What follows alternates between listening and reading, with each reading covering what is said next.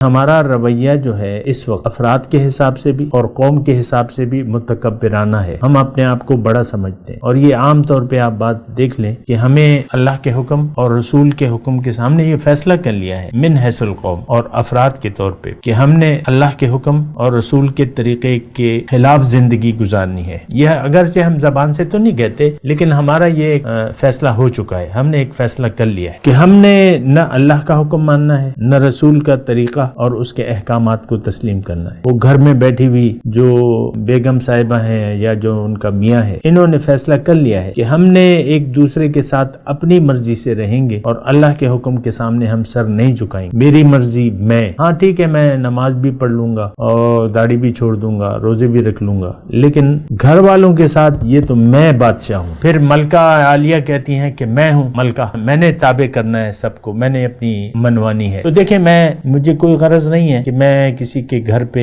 ایسی مطلب فتوے صادر کروں لیکن میں تو مسلمان قوم کی بات کر رہا ہوں اور ظاہر ہے کہ خاندان سے بات شروع ہوتی ہے معاشرے کی تو اس لیے میں بات کر لیتا ہوں.